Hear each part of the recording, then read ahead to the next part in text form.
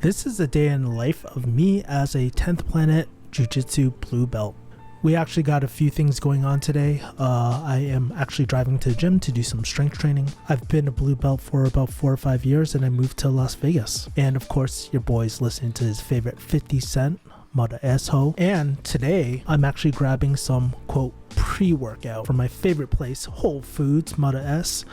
Quick internet, really cheap coffee for the price. So yeah, I usually grab what's on sale. Today it's this Groundwork. Sometimes I grab the Viet coffee. But yeah, this is like what I drink before my workout. And cool thing about Whole Foods is that they have this palm scanner thing. So yeah, I'm in and out and chugging my pre-workout as we go. Of course, you gotta give the mud a shake before you open a nitro cold brew right over here. So I get to the gym, 24-hour, not my favorite place. I really miss my old gym at Barbell Brigade in LA. But yeah, today I'm doing some bench, I'm doing some max effort work.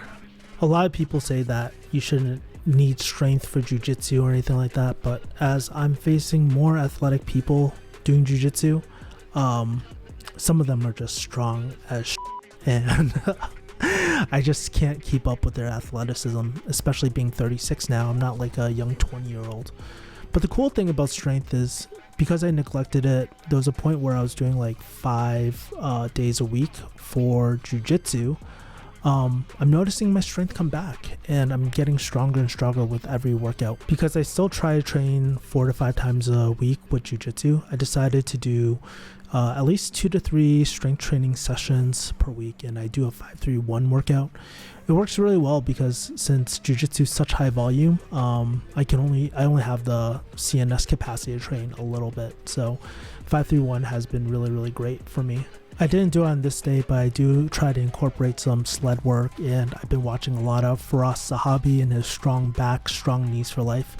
One of the things I'm just deathly scared of is like injuring myself over a knee injury or something like that. And so yeah, I really think strength really helps me. I've never gotten seriously injured in jiu-jitsu yet, man. By the way, normally I strength train after, but today was a little bit different just because my schedule had to work out this way. But since Vegas is so damn hot, one of the things I've been just doing is just making sure that I'm hydrated. Not sure if this ever happened to you, but sometimes your mouth gets so dry when it's like 100+ degrees and dry heat. Like I literally choke on my own spit, which is pretty nasty now that I'm saying this out loud. Next, I'm actually preparing my meals. I've been actually trying to cut weight. I'm actually pretty heavy in this video and in general. I blew up probably I'm about, I think 215 in this video. I'm about 210 right now, and this is a month after shooting this, month or two. During this time, I'm actually experimenting with adding carbs back in, only during training time and stuff. So this is I'm using basmati rice, which has like a lower glycemic load, so it's probably better for my blood sugar and stuff like that. The reason why I don't really love rice a lot of times is because I tend to gain a lot of weight from it. Apparently I did a 23andMe and I have a lot of Neanderthal genetics. So as you'll see, my diet's pretty simple. It's just eggs. You'll see avocado later. I made some Tulsi tea, and I made some grass-fed beef with fish sauce.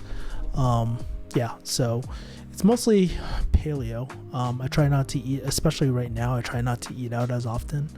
And recently, after this video too, I've been cutting out things like seed oils and all that. So yeah, I don't know, just trying new things. As I get older, I realize that at 36, my metabolism's definitely slowed down. And one of the things I just want to keep up is I was never super athletic, but I also did 23andMe and said I had athletic power abilities or something, empower elite athletes or something like that. So yeah. If you're also watching this video and you're like, oh, he washes rice. Well, you know what? I'm by myself. I don't give a f. But if my mom was here, for sure, I'd wash the rice and do the pinky thing and all that. I am lazy as f while I'm here. But this device, by the way, this little pot thing has been a game changer. Maybe I'll leave a link below. But it heats up really quick, cooks my meals really quick, and it's actually prevented me from eating out a lot just because I can make my meals really quick here too. So yeah. By the way, The fish sauce I have today is Red Boat. Oh my god. If you're not Asian and you don't like fish sauce, bro, like fish sauce is the ultimate umami enhancer. So instead of using salt, just use fish sauce. It'll make everything taste way better. By the way, I found these 100% ground beef patties from Costco. I don't know if they're really grass finished, but I was like, damn, they're so damn cheap. They're like $22 to $25 per package, and it comes in 5 pounds. So it roughly breaks into like less than 5 pounds and stuff like that. But these have been like a go-to staple, and the only thing I really use is the fish sauce, or I'll use a bit of like Himalayan salt to just like cook things. And these suckers like just cook up really, really quickly in this little thing too.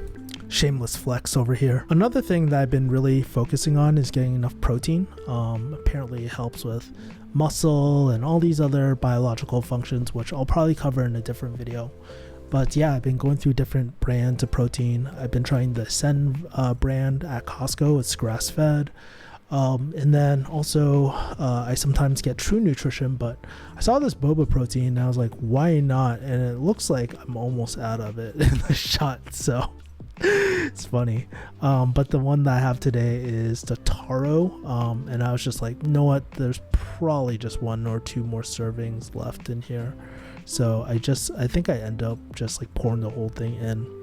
But this protein tastes really, really good. If you have milk, it tastes amazing. But like for me, since I'm just trying to lean down, I'm actually, I think I just mix it with water and stuff. And you can tell there's not that much like left in here.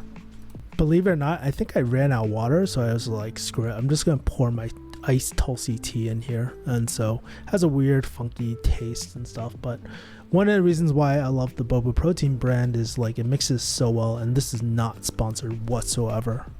The one thing I do wish about my little hot pot thing is like I wish it was bigger so it cooked more evenly. But honestly, for me, I'm just such a bachelor and such a bro that I just like things super, super simple. So I'm not gonna eat it like a hamburger. What I usually do is just chop everything together and just let it cook. So just letting residual steam. Yeah, so I'm cooking this is like literally what it looks like. It doesn't look that appetizing, but honestly everything tastes so good. And this is the part which I love, like freaking fish sauce. Oh, that's the mother good one. Yeah, and of course I got the avocado too. Believe it or not, that's my OMAD meal for like later, so I don't eat it quite away because I know I'm about to train, and I'm drinking that protein just because I just came back from the gym and stuff. Apparently that tea combination wasn't that good. But just as a little vulnerability like post right now, like one of the things I've been kind of insecure about is my jiu-jitsu skills, and I've been a blue belt since maybe about like 5 years almost. Yeah, believe it or not, 5 or 4 years. If you're a late blue belt like me, then you probably know a lot of different moves and have been around the block, and I've been doing jiu-jitsu for quite a while, you know, but I recently noticed that I haven't been like getting any better. And so one of the things I recently did was buy a bunch of Firas Zahabi's DVDs. Juji Club, it's been amazing. I can tell you this since like I'm a month out from this video, but basically I've been going through his side control stuff, his wrestle up stuff, and his shin to shin / seated guard series, and it has been game changing. This was like literally the first day that I kind of watched his side control and more importantly shin to shin game 2.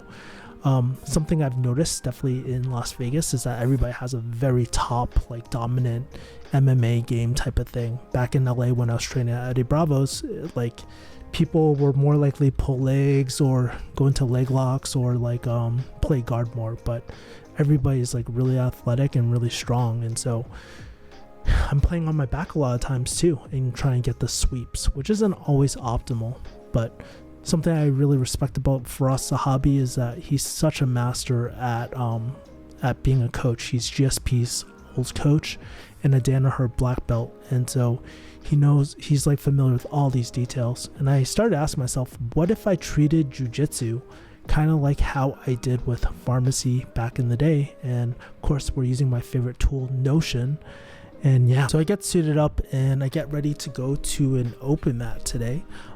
This is a local gym down the street from me. If you guys don't know, 10th Planet is probably about 30 minutes away from me. So I go to this local gym near me, and I met this girl at a coffee shop and she invited me to come. She's actually in the white gi pants, but this guy, he let me videotape it.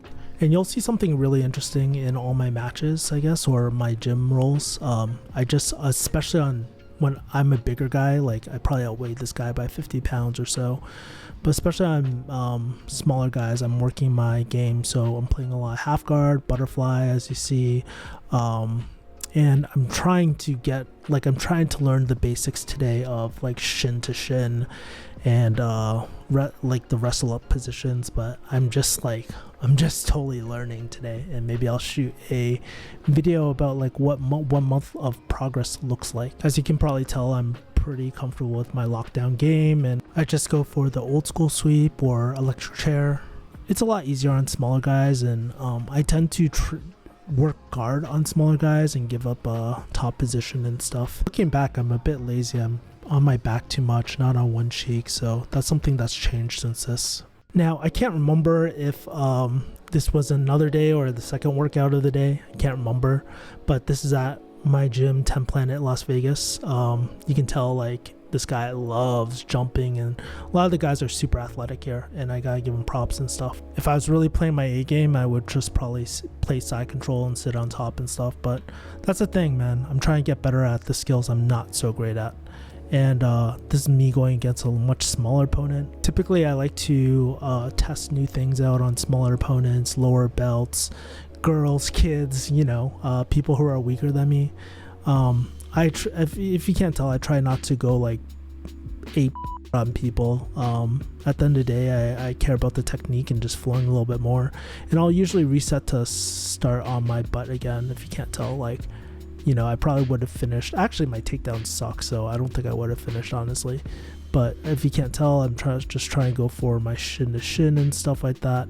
One thing I don't do very well is like getting on one butt, but I still, because he's smaller, I still manage to get the sloppy double leg. But that's the thing, man. Like, I think with practice and look at my technique right now, it's much better. My shin to shin, it's one of my primary games. It's still really, really hard on more advanced belts like purple belts and stuff like that, just because I'm new to it. And half the time they just explode into me, and I'm just like, oh man, my brain can't process like the steps that I need to do, even though if we slowed things down, I could probably figure things out. I'm also doing, at this point, I'm torturing this guy with the Faraz favorite. Just torture here. I got him completely pinned, okay? Where he pins the bottom leg and jacks up the near side underarm, and I'm just getting in the crucifix position, which is really messed up. And yeah, I just let it go, and I was like, screw it. The next sparring sessions weren't too crazy, but now I'm actually against a black belt. Tom Lawler, he used to be in the UFC back in the day and stuff like that, but I'm rolling against him, working a few things. I just saw this butterfly like arm drag thing, so working that, but it's been really tough. Obviously he's letting me play with him and stuff. I don't think I could like easily pass like this or anything like that. But that's the beautiful thing about jiu-jitsu, man. I love how, and then I think he gets me in, he heel digs in for a heel hook and I lose. But that's the beautiful thing about jiu-jitsu, you know, like it's so, one second you'll feel like a freaking king dominating people, and then the next moment you'll go against a high-level black belt who used to compete and stuff, and you'll just get killed, and that's part of the game, and that's why I love it, because I'm always learning new things and stuff like that. I think I tried to lock up a triangle, but he's holding my back leg and stuff. I never end up in this position. My turtle, by the way, is really, really bad. It's not that great. So yeah.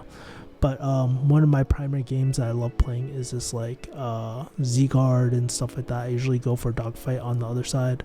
I don't know what's going on. I think he's probably pinning my other arm, most likely, because otherwise I would get up, you know. And so we're in dogfight right now, and this is a primary position I feel really comfortable in, and I go for the plan B over here, but or cinnamon roll, so many different names. if my memory serves me right, I don't roll him over and he flattens me out and gets me on my back again. The one thing I do realize, like being at this type of gym, like 10 Planet Vegas, where they're very top heavy and pressure heavy and stuff, is that I'm getting a lot better at escaping and being defensive. My offense really needs work, but like the primary thing I'm really proud of is like my defense and stuff. And as I'm just saying this, I just get tapped out through a suffocation choke, but he's a black belt.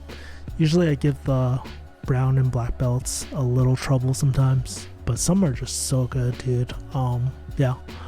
But now I'm working. I think this round he lets me play my top game and stuff like that too. I haven't been really good with my standing passing, to be honest with you, and that is something I need to work on. There's just so many things that I need to work on, and I had him hit Sukatami and I just hopped back over because I was like, shoot, I'm losing it. So yeah, just playing this top control and stuff like that too. He's obviously letting me play around with him and all that. Right now I'm trying to work Zahabi's favorite pin on the other side and try to get his like toes and knees facing the same way and climbing up the back and stuff. Back control and mount are probably my weakest and stuff, and I'm not very confident at either of these, but he's letting me play and he's doing like kind of the parachute escape and stuff too. And I'll show you one last submission that he gets me in. Keep in mind, this is a 6-minute round. He passes my guard and literally steps over and gets me in a freaking triangle and submits me. So yeah, that's part of the game. Really, for me, there's like no ego and stuff. I never let submissions go that far or crank anything or let my get cranked or anything like that, because I'm in it for the long haul. And I think I eventually, when he pulls my arm, my god, I'm just trying so hard and I tap. Especially if it's a higher level belt, one of the things I'll do is like I always ask them about what they notice about the rolls, specific micro battles and stuff. I think we're talking about one position I didn't show you that we did was like north south, and he's helping me like kind of tighten it up and stuff like that at this point. Like we go over certain positions, like for example, I was asking him about like Keisakatami and traditional judo side control and how I felt so screwed he was going to come out the backside. But he was actually reassuring me, Tom was just telling me that, you know, your pressure was good, but if you actually lean more into him, I could have potentially tapped him. That is the one thing I really appreciate about this gym, is there's so much knowledge here. And yeah.